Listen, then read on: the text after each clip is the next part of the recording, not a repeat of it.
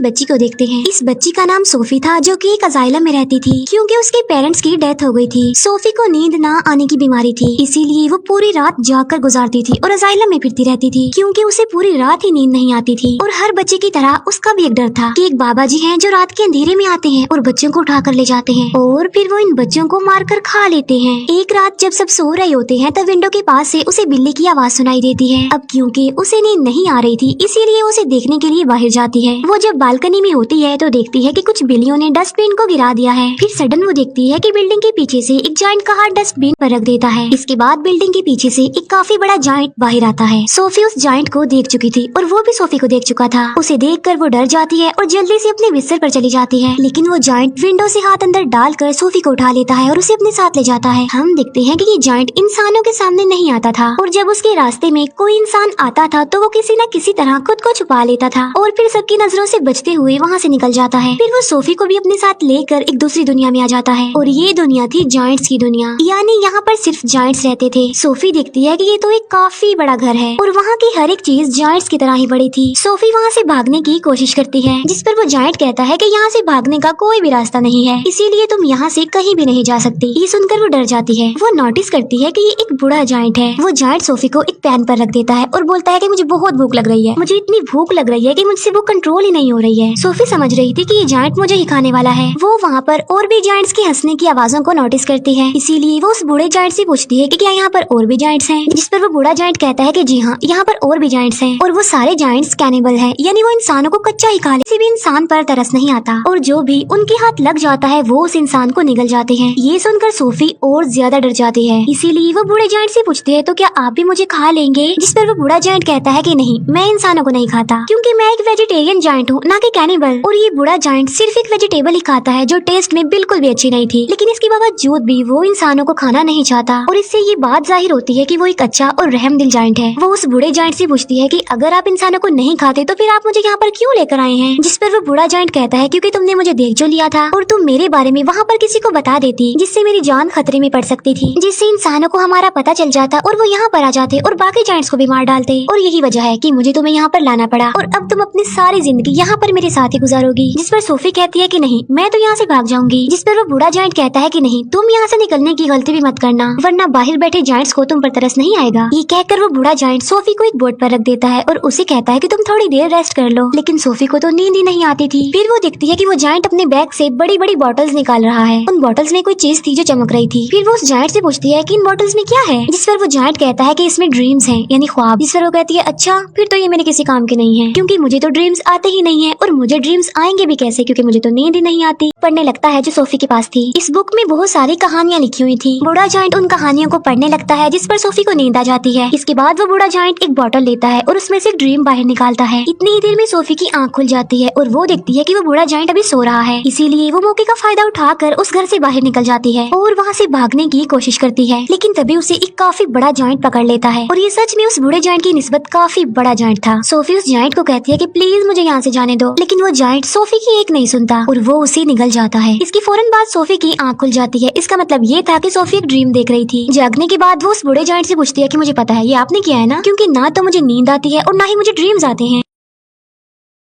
लेकिन आपने ये जो मुझे ड्रीम दिखाया है ये तो बहुत डरावना था। जिस पर वो जायंट कहता है कि मुझे ऐसा करना पड़ा और मैंने ऐसा इसीलिए किया है ताकि मैं तुम्हें ये बता सकूं कि बाहर तुम्हारे लिए कितना खतरा है, इसी वजह से तुम्हारे लिए बेटर होगा कि तुम यहीं पर ही रहो। बूढ़ा जायंट सोफी को समझाता है कि यहाँ पर जो जायंट्स हैं ना वो मुझसे साइज में काफी बड़े हैं और मैं तो उन जायंट्स के सामने कुछ भी नहीं हूँ क्योंकि मैं छोटा सा जायंट हूँ और बूढ़ा भी हूँ। अभी वो लोग बातें कर ही रही थी कि तभी वहाँ पर एक काफी बड़ा जायंट अंदर आ जाता है और वाकई ही ये उस बूढ़े जायंट की निस्बत काफी बड़ा था। वो जायंट आया है कि बताओ तुम किससे बात कर रहे थे बोने। अब यहाँ पर सारे जायंट्स बूढ़े जायंट को बोना कहते थे क्योंकि वो साइज में सबसे ही छोटा था। बूढ़ा जायंट जवाब देता है कि नहीं तो मैं तो किसी से बात नहीं कर रहा था। इसी दौरान सोफी भी कहीं पर छुप जाती है। इस बड़े जायंट के हाथ पर चोट लगी थी, इसीलिए वो पट्टी करवाने के लिए बूढ़े जायंट के पास आया था। अब क्योंकि वो जायंट कैनिबल था, इसी वजह से उसे उस घर में से इंसान की खुशबू आती है, इसीलिए वो वहाँ पर पड़ी हर एक चीज को देखने लगता है। तभी सोफी उस सब्जी के अंदर चली जाती है जो वो बूढ़ा जायंट खाता था और जब वो जायंट उस सब्जी को स्मेल करता है तो उसे उसमें से इंसान की खुशबू आती है। आज से पहले इस जायंट ने कभी भी ये सब्जी नहीं खाई थी, लेकिन आज उसे इस वेजिटेबल में से अच्छी खुशबू आ रही थी, इंसान की खुशबू आ रही थी, क्योंकि उसमें सोफी जो थी, इसीलिए वो जायंट उसे खाने लगता है। ये देखकर वो बूढ़ा जायंट कहता है कि रुको, तुम ये नहीं खा सकते, क्या तुम भूल गई हो कि तुम वेजिटेबल्स नहीं खाते? जिस पर वो जायंट कहता है कि हाँ, मैं ये बात कैसे भूल गया कि मैं तो सब्जियां खाता ही नहीं हूँ। इसीलिए वो सब्जी को फेंक देता है और सोफी की जान बच जाती है। इसके बाद वो जायंट वहाँ से चला जाता है। फिर उस बूढ़े जायंट को कहीं पर जाना था और सोफी उससे पूछती है कि आप कहाँ पर जा रहे हैं? जिस पर वो बूढ़ा जायंट कह काम से जा रहा हूँ। वो पूछती है कि कौन सा जरूरी काम, लेकिन वो उसे कुछ भी नहीं बताता। फिर वो सोफी के काफी फोर्स करने पर उसे बता ही देता है कि मैं ड्रीम्स को पकड़ने जा रहा हूँ। फिर सोफी उसे काफी कहती है कि मुझे भी अपने साथ लेकर जाइए, लेकिन वो उसे अपने साथ नहीं ले जाना चाहता था, क्योंकि बाहर जो जायंट सो रहे थे, अगर वो जा गए, उन्होंने सोफी को देख लिया तो बहुत बुरा होगा। इसी वजह से वो किसी भी किस्म का रिस्क नहीं लेना चाहता था, लेकिन सोफी उसे काफी इंसिस्ट करती है, इसीलिए वो उसे अपने साथ ले जाने के लिए एग्री हो जाता है। जब वो बाहर आते हैं तो देखते हैं कि वो सारे जायंट्स गहरी नींद सो रहे हैं, इसीलिए ये दोनों उनके बीच से ही गुजरना चाहते थे, लेकिन इतनी ही देर में उन सारे जायंट्स की आंख खुल जाती है और वो बूढ़े जायंट को परेशान करने लग जाते हैं कि बोने तुम कहाँ पर जा रहे हो? जिस पर वो कहता है कि मैं तो अपने काम पर जा रहा हूँ। जिस पर वो जायंट्स कहते हैं कि हम नहीं चाहते कि तुम यहाँ से निकल कर बाहर जाओ, इंसानों की दुनिया में जाओ, क्योंकि अगर इंसानों को हमारे बारे में पता चल गया तो हमारी जान खतरे में पड़ जाएगी। वो सारे जायंट्स बूढ़े जायंट को बहुत ज्यादा तंग करते हैं और तभी मौके का फायदा उठाकर सोफी एक गाड़ी में छुप जाती है। लेकिन तभी बूढ़ा जायंट आसमान की तरफ इशारा करके कहता है कि वो देखो, सब देखते हैं कि आसमान पर बादल बने हैं और बारिश होने वाली है। असल में उन सारे जायंट्स को पानी से डर लगता था, क्योंकि उन्हें वाटर फोबिया था, और तभी वहाँ पर बारिश होने लगती है और वो सारे जायंट्स जाकर छुप जाते हैं। तब मौके का फायदा उठाकर वो दोनों यानी बूढ़ा जायंट और सोफी वहाँ से चले जाते हैं। वो लोग माउंटेन्स पर चढ़ने लगते हैं। चलते चलते वो बादलों से भी काफी आगे निकल जाते हैं। सोफी कहती है कि ये स्टार्स बहुत ही प्यारे लग रहे हैं। बूढ़ा जायंट कहता है कि मैं तो इनका म्यूजिक भी सुन सकता हूँ। वो बताता है कि मैं इवन दुनिया की हर चीज की आवाज ही सुन सकता हूँ। मैं चींटियों की आवाज सुन सकता हूँ, कीड़े मकोड़ों की आवाज सुन सकता हूँ, इवन मैं ट्रीज की कहानियाँ भी सुन सकता हूँ। मेरे कान इतने तेज हैं कि दुनिया की हर आवाज को ही सुन सकते हैं। ये सुनकर सोफी कहती है कि मुझे तो यकीन नहीं आ रहा आपकी बातों पर। बूढ़ा जायंट कहता है कि यही सच है बेटा, तुम्हें मानना होगा। इसके बाद वो लोग एक लेक के पास पहुँच जाते हैं, जिसके पास एक काफी बड़ा और खूबसूरत ट्री था। बूढ़ा जायंट पानी में कूद जाता है और उनके साथ सोफी भी कूद जाती है। दोनों फिर लेक के दूसरे किनारे पर पहुँच जाते हैं और ये होती है ड्रीम्स की दुनिया, क्योंकि ड्रीम्स उस ट्री से यहाँ पर कतरों की तरह गिरते हैं और बूढ़ा जायंट इन्हें पकड़ने के लिए ही यहाँ पर आता है। फिर वो दोनों मिलकर बहुत सारे ड्रीम्स पकड़ लेते हैं। इन ख्वाबों में अच्छे और बुरे दोनों ड्रीम्स ही थे। इन ड्रीम्स को पकड़कर फिर ये लोग वापस जाने लगते हैं। ये दोनों अब एक दूसरे के काफी अच्छे फ्रेंड बन गए थे और एक दूसरे के साथ काफी खुश थे।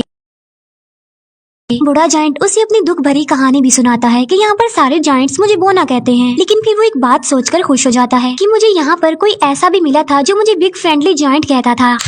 ये सुनकर सोफी कहती है तो आज से मैं भी आपको बिग फ्रेंडली जायंट यानी बी पकड़ने के बाद ये लोग सिटी में घूमते फिरते हैं, जहाँ पर बच्चे अपने अपने घरों में सो रहे होते हैं और बिग फ्रेंडली जायंट यानी BFG उन्हें नींद में बहुत अच्छे अच्छे ड्रीम्स देता है, ताकि लोगों को उनके ड्रीम्स में खुशियाँ मिल सके। यहाँ पर हम ये जान पाते हैं कि BFG एक बहुत ही अच्छे दिल का जायंट है, जो ड्रीम्स की दुनिया से ड्रीम्स लाकर लोगों को देता है, ताकि सोते हुए ही सही ये उन लोगों की जिंदगियों में खुशियाँ तो ला सके। सोफी पूछती है कि ड्रीम्स के बारे में आपको क्या आपके पेरेंट्स ने बताया था? जिस पर वो जायंट यानी BFG कहता है कि जायंट्स के पेरेंट्स नहीं होते। फिर वो BFG से उसकी एज पूछती है कि आपकी उम्र कितनी है? BFG जवाब देता है कि जितनी उम्र इस दुनिया की है उतनी ही मेरी है, यानी जब से ये दुनिया बनी थी तब से ये जायंट्स भी बन गए थे, लेकिन ये इस दुनिया में ही इंसानों से छुप कर रहते हैं दीवारों के पीछे। फिर वो दोनों वापस जाने लगते हैं। सोफी अचानक पूछती है कि मेरा ब्लैंकेट कहाँ पर है? असल में सोफी का ब्लैंकेट जायंट्स की दुनिया में ही रह गया था और इस बात की वजह से BFG परेशान हो जाते हैं। इसीलिए वो सोफी को कहते हैं कि अब मैं तुम्हें अपने साथ नहीं ले जा सकता, क्योंकि अब तक उन जायंट्स को पता चल गया होगा कि मेरे साथ कोई इंसान भी है। और यहाँ पर BFG सोफी को एक बात बताता है कि बहुत सालों पहले मुझे एक बच्चा मिला था और वो भी इतना ही प्यारा और इनोसेंट था जितनी कि तुम हो, और तुम्हारी तरह उसने भी मुझे देख लिया था। इसी वजह से मैं उस बच्चे को भी जायंट्स की दुनिया में ले मुझे पढ़ना सिखाया। और ये जो जैकेट तुमने पहन रखी है ये मेरे उसी मासूम छोटे से फ्रेंड की है, लेकिन इससे पहले कि मैं उस बच्चे को उसकी दुनिया में वापस लेकर आता काफी देर हो चुकी थी। और मैं बिल्कुल ये नहीं चाहता कि जो उस बच्चे के साथ हुआ है मेरे उस दोस्त के साथ हुआ है वो तुम्हारे साथ भी हो, क्योंकि तुम भी तो मेरी एक दोस्त ही हो ना। इसीलिए वो सोफी को वहीं पर छोड़कर वहाँ से जाने का फैसला करता है। हालांकि सोफी उन्हें काफी मना करती है यहाँ रुकने पर और उसके साथ चलने की जिद करती है, लेकिन वो जायंट इस बार उसकी बात नहीं मानता। तब BFG उसे अजाइला में छोड़कर वहाँ से जाने लगता है। अब क्योंकि सोफी वहाँ पर रुकना नहीं चाहती थी, इसीलिए वो बालकनी से कूद जाती है, क्योंकि उसे पता था कि BFG उसे बचा लेंगे। और होता भी ऐसा है, BFG उसे बचा लेता है और इसीलिए ना चाहते चाहते हुए भी उसे सोफी की बात माननी पड़ती है। इसी वजह से वो उसे जायंट्स की दुनिया में दोबारा से ले आता है, जहाँ पर बाकी जायंट्स पहले ही उन लोगों के लिए वेट कर रहे थे, क्योंकि सारे जायंट्स जान चुके थे कि बूढ़े जायंट के पास कोई इंसान है। इसीलिए सारे जायंट्स अब जानना चाहते थे कि वो इंसान कौन है, कहाँ पर है। इसीलिए वो ब्लैंकेट की खुशबू की मदद से BFG के घर को चेक करते हैं और सारे सामान की तोड़ फोड़ कर देते हैं। लेकिन BFG उस ब्लैंकेट को जला देता है, जिसमें सोफी की खुश जायंट्स को अपने घर से जाने के लिए बोलता है। सोफी वहाँ दीवार पर लगी एक पिक्चर को देखती है, जो कि प्रिंसेस की पिक्चर थी। उस पिक्चर को देखकर सोफी को एक आइडिया आता है और वो BFG को कहती है कि आप प्रिंसेस के लिए एक ड्रीम बनाएं और उस ड्रीम में आप ये बताना कि जायंट्स की एक दुनिया पाई जाती है इसी दुनिया में, और वो सारे जायंट्स इतने खतरनाक हैं कि बच्चों को मारकर खा लेते हैं, और इसी ड्रीम में आप हम दोनों को भी शामिल कर लेना, ताकि जब हम प्रिंसेस के सामने जाएं तो वो हमें पहचान ले। ये सुनकर BFG ऐसा ही करता है और वो जायंट्स की दुनिया में रहने वाले सारे जायंट्स का एक ड्रीम बनाता है, और वो उस ड्रीम में खुद को और सोफी को भी डाल देता है, और साथ साथ वो सिटी की बहुत सारे मिसिंग बच्चों को भी डाल देता है। फिर वो उस ड्रीम को लेकर प्रिंसेस के घर के पास चले जाते हैं, और ये प्रिंसेस की नींद में वो ड्रीम डाल देते हैं, और प्रिंसेस वो सब कुछ देख लेती है जो ये प्रिंसेस को दिखाना चाहते थे। प्रिंसेस की जब आँख खुलती है तो वो बहुत ज्यादा डरी हुई होती है, क्योंकि ये एक डरावना ड्रीम था, क्योंकि जायंट्स बच्चों को खा रहे थे। प्रिंसेस इस ड्रीम के बारे में अपने केयर टेकर को भी बताती है, जिस पर वो केयर टेकर कहती है कि आप फिक्र मत कीजिए, ये आपका सिर्फ एक डरावना ड्रीम था। लेकिन जब वो न्यूज़पेपर पढ़ती है तो कहती है कि ये तो बहुत अजीब बात हो गई, क्योंकि कल रात बहुत सारे बच्चे मिसिंग हो गए थे अपने अपने घरों से, और ये सेम वैसा ही हुआ है जैसा आपने ड्रीम देखा है।